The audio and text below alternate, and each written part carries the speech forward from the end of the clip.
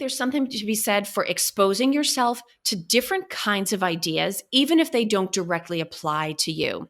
Procurement has a tendency to be very procurement specific. We have our own acronyms, our own terminology, our own technology, our own job titles, and so do a lot of other functions. A lot of times, people outside of procurement don't know what we do. They don't know what the point is. We've sort of lost an ability to connect with the larger business. So read Forbes, read Inc. magazine, read something that's for marketing people, read something that's for CIOs. Always be exposing yourself to new ideas and different kinds of executives. It's really about pursuing new ideas.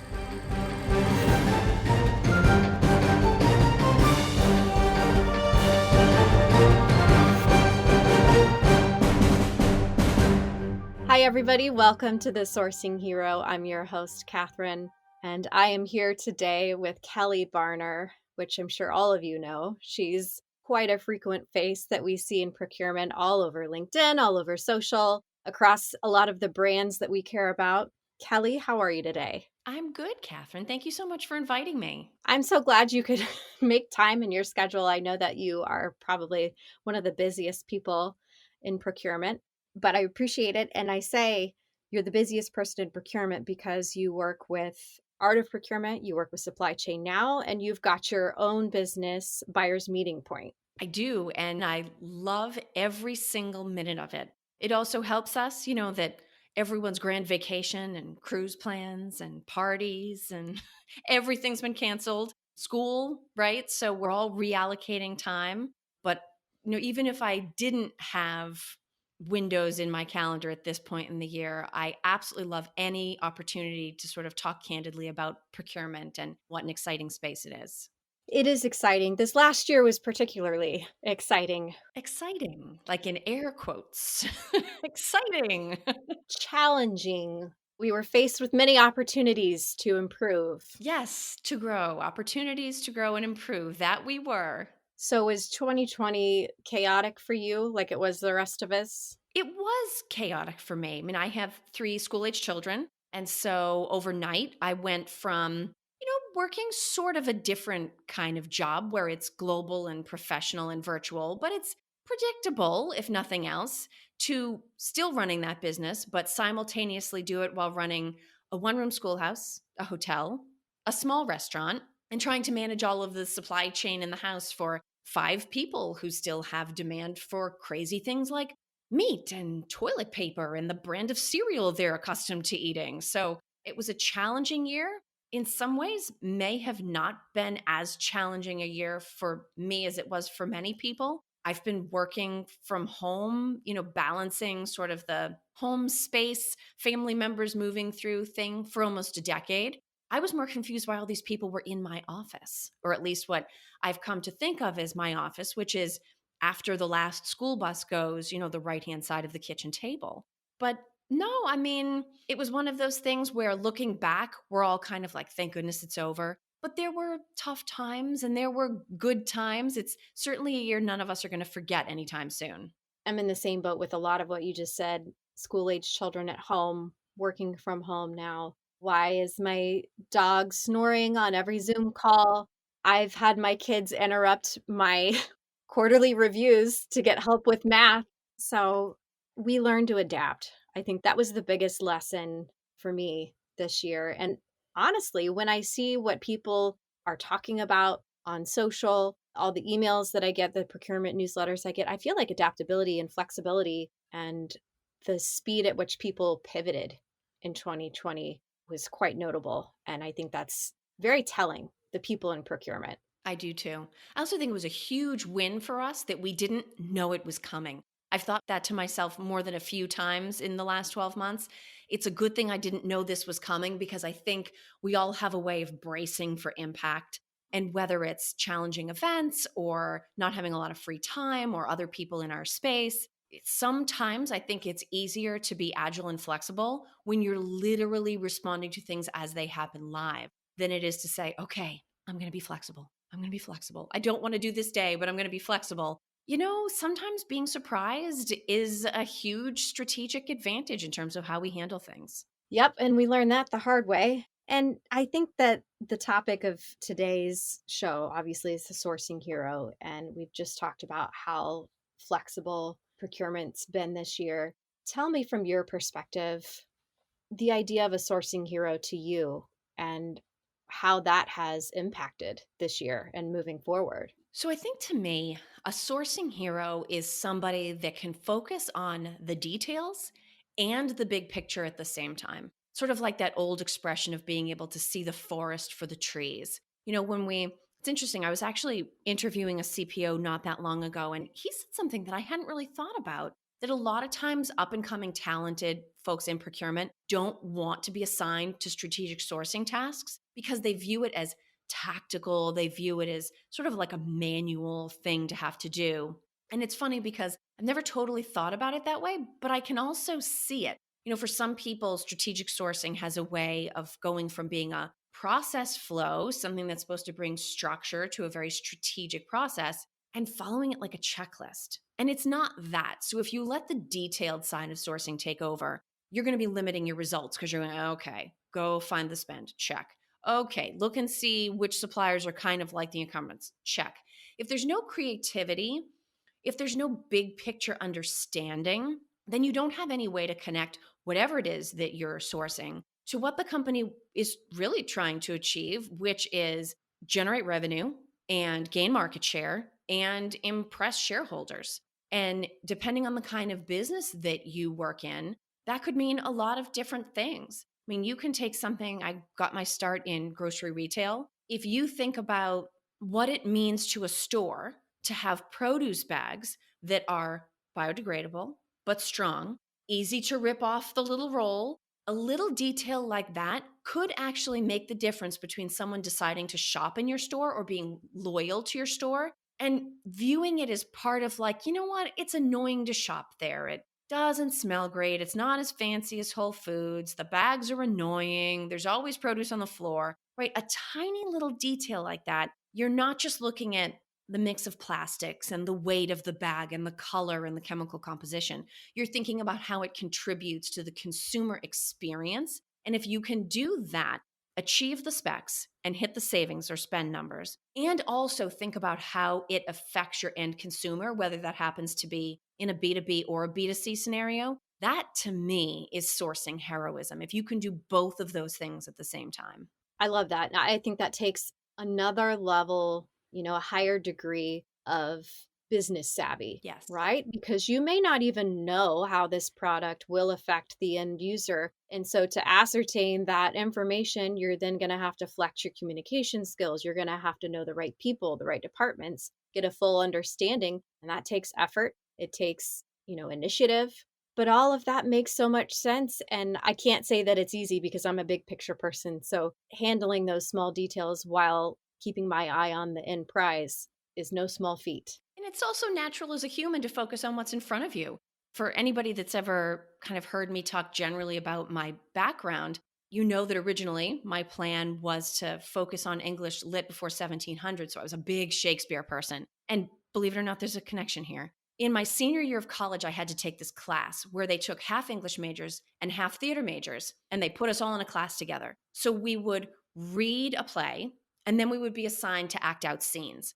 And whenever it was time to read and discuss the play, of course, the English majors looked like superstars. And whenever it was time to act it out, we all looked ridiculous, and the theater majors looked amazing. And one day we were doing, and I was luckily in the audience, we were doing the scene, the famous Hamlet scene in the graveyard where Hamlet's there and he picks up the skull and he says, alas, poor orc, I knew him well. And he gives that speech. And the grave digger is there. And somebody in the class was being the grave digger, and Hamlet's there with Horatio, and they're going back and forth. And the professor said, okay, everyone freeze. And she turned to the kid playing the grave digger and she said, what is this scene about? And I have never in my life forgotten the lesson I learned in that moment. He goes, I'm trying to dig a hole and these two guys won't stop talking and get out of my way.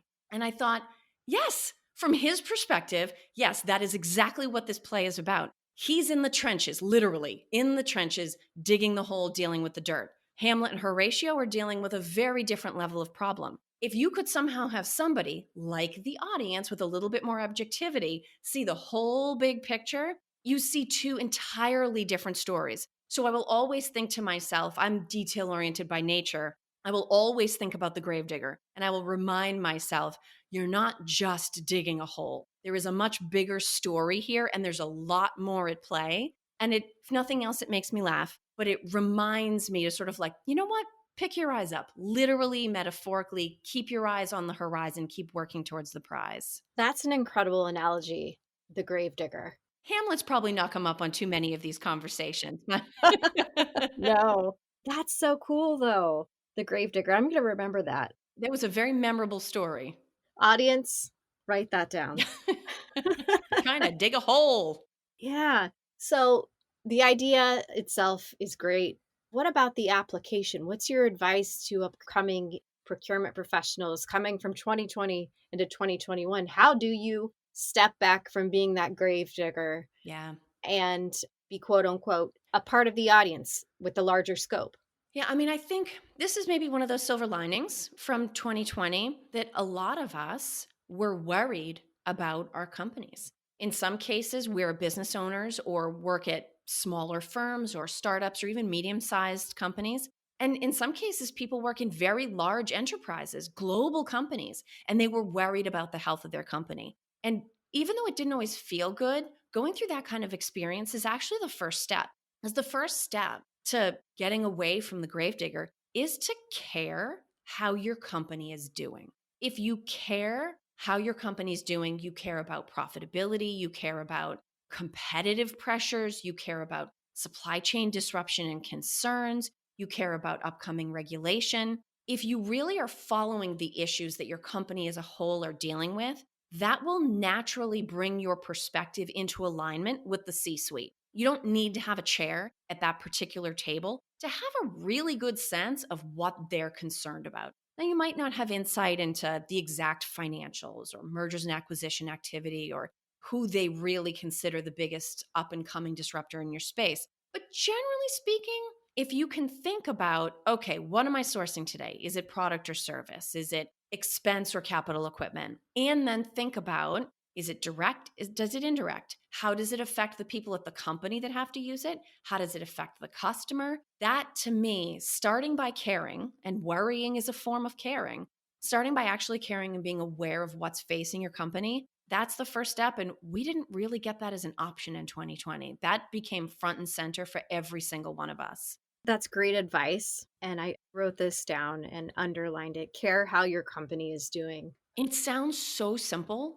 It sounds simple, but it's amazing. You see the difference between people that love and live what their company does and people that are like, yeah, I can push pennies here, I can push pennies there, like whatever. You will see the difference in performance and the ability of those two people to be strategic. And the person that cares about how their company is doing will win every single time.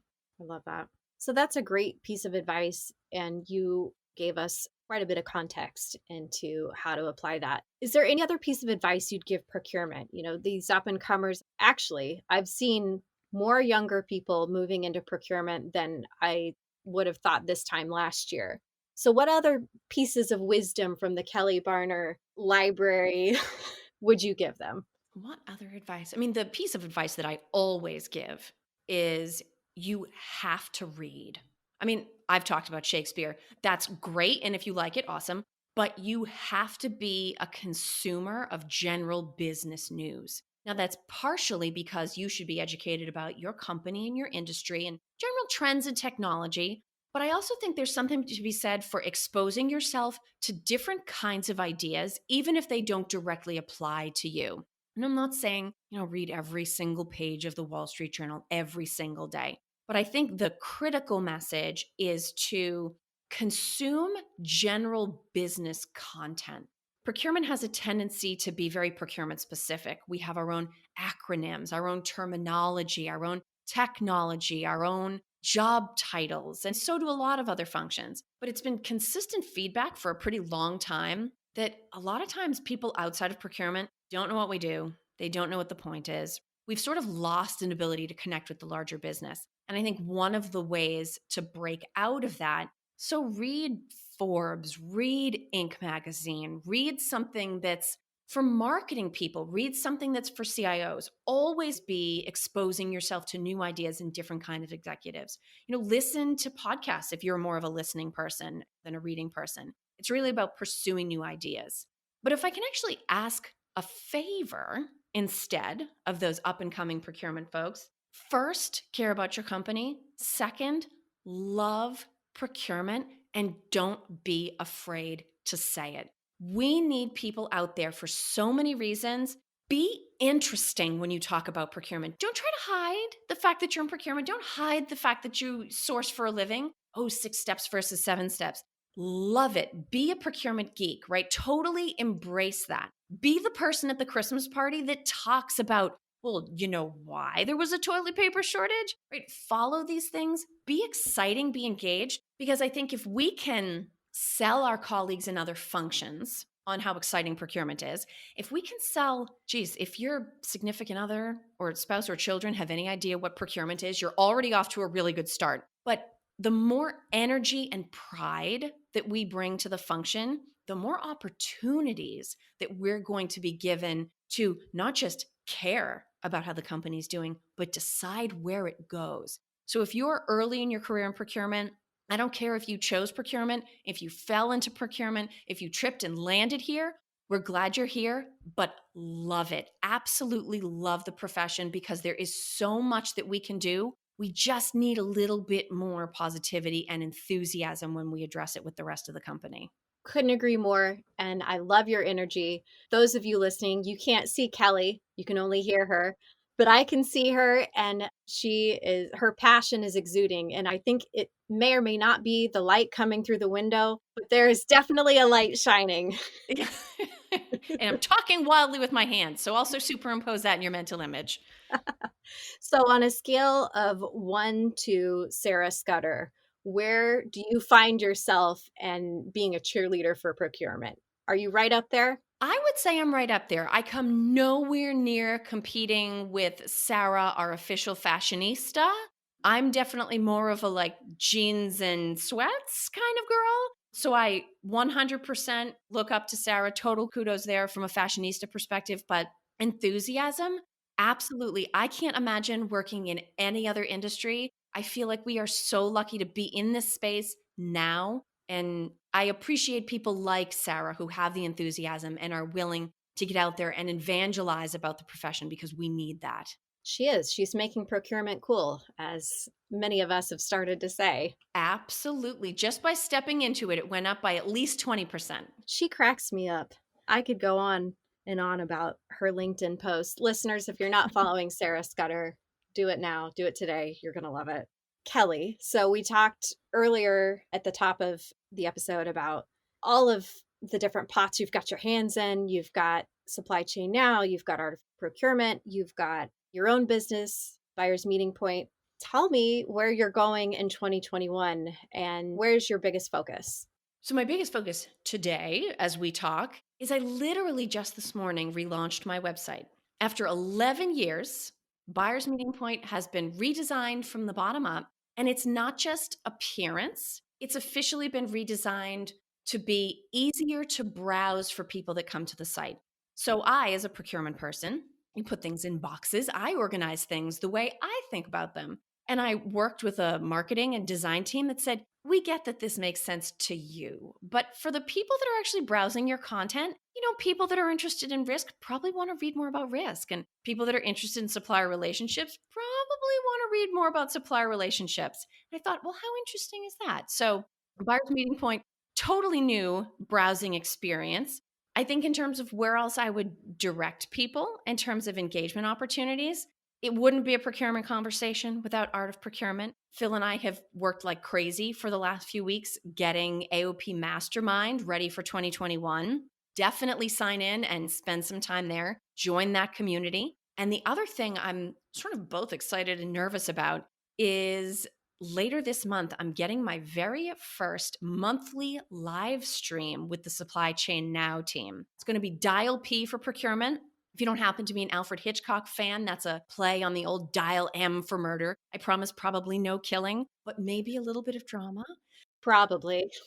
Probably. I can't 100% promise anything. If 2020 taught us anything, never say never. But once a month, I will be live video streaming with guests, and then that will sort of roll downstream into a podcast. Never been a big video person. This is a new sort of adventure for me, but I'm looking forward to it, and I'm glad to be doing it as part of a team that I really enjoy. So I would say, yeah, come browse Buyer's Meeting Point, sign up for AOP Mastermind, and please catch me live on Dial P and get involved in the live chat that happens while the video is streaming. It's so exciting. I talked to Phil last year, I think it was in the fall, about AOP Mastermind. Actually, it was over the summer when you guys were still in the thick of it, getting everything organized. And I was amazed. The amount of effort, thought, organization, and sheer value that you guys are wanting to offer people in procurement and organizations for their procurement teams is astounding. Like, we already love AOP resources. Like, we already love that. This is like the next level of how good do you want your team to be? Absolutely. And actually, I haven't really talked about this yet. So maybe we'll drop like a little bit of news here in this podcast. There are a ton of AOP resources, and we actually hear that a lot. So, brand new for 2021, I will be putting on my white gloves to give the full treatment as the AOP concierge. Oh my goodness. So, if you're ever overwhelmed with the amount of resources, if you're looking for a kind of information, I personally will always be available as the mastermind concierge for anybody in the community that's looking for information. So, we're always evolving, we're always adding new things. And every interaction makes all of us better, right? For me, hearing what somebody's question is just as valuable as them getting the answer to that question. So, very much looking forward to rolling that out. That's again like the next level. That's incredible service to be a concierge because I know that the resources, I'm sure the library that you guys are working with is extensive. It is. Yeah, it absolutely is. And actually, speaking of Sarah Scudder, we'll have to check in with her and see what the appropriate height is on this season's formal gloves. Is it to the elbow? Is it just past? I wouldn't want to have the wrong season's white gloves. So we'll check in with Sarah and get some official advice about that. Yep. Update on that later. So AOP Mastermind, Dial P for procurement. Tell me more, just a little bit more about what you're planning for that live show. So the live show, if you've never actually been part of a Supply Chain Now live stream, it is a very high energy undertaking. So there's always at least 3 or 4 folks visually in the live stream, but then there's the whole conversation that goes on in the chat. And there are regulars, there are people that might just join because the topic happens to strike them. But Scott Luton, who is one of the primary hosts of the Supply Chain Now shows, he somehow knows everyone. And so these little comments will come in on the chat and he'll say, no, no, no, stop the conversation. So and so wants to know about this. Or, hey, it's our good buddy Matt here. Or Kevin's joined us today. So it's a little bit like, I don't know, a combination between a round table and happy hour. And yet it's always productive and you learn something. So it should be a ton of fun. I'm hoping I can think fast enough to keep up with everybody, but it should be good. And I actually take it as a further good sign that a team of people that is so focused on supply chain is saying, you know what? We need more focused coverage of procurement. That's fantastic for us. It's sort of an indication that a lot of the work that we've been doing to talk about the value of the field is getting out to a broader audience. So I take that as a great sign that they had demand for that. And of course, I'm honored to have been picked as their very first sort of procurement specific host. Yeah, that's really cool. And I think that, again, another lesson from 2020 was, like you said in our first conversation, the fact that supply chain and procurement are not the same thing. They are ultimately should be complementary. But in my last position, I worked for a manufacturer and worked with the supply chain team there. They had no idea what procurement was. Not even joking. Not even joking. I'm feeling weak.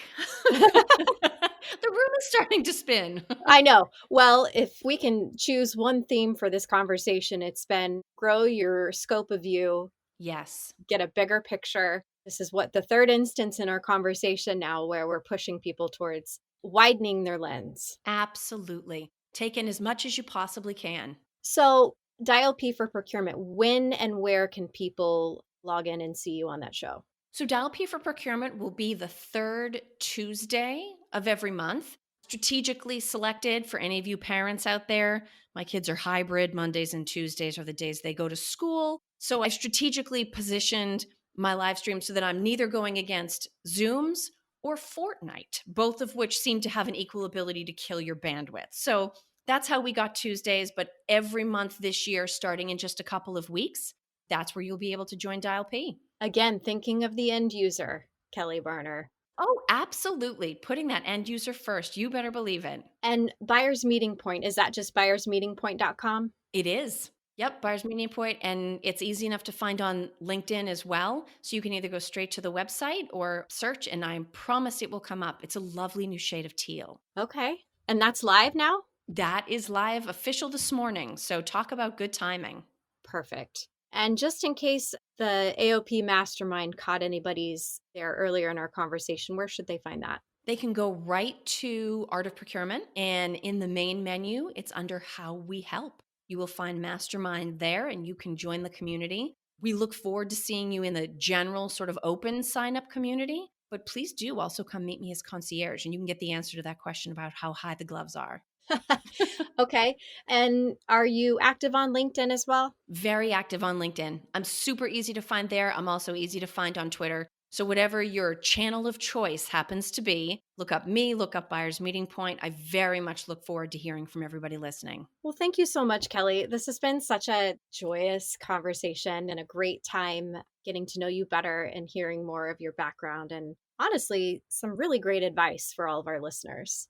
Excellent. Well, thank you, Catherine. I genuinely enjoyed it. We're all finding new ways to connect these days. So I enjoy connecting with you. And I am so grateful to everybody that gave us a little bit of time from their day to listen. Awesome. Well, I wish you continued success in 2021, and we'll be checking out your resources as they roll out this year. Thank you so much.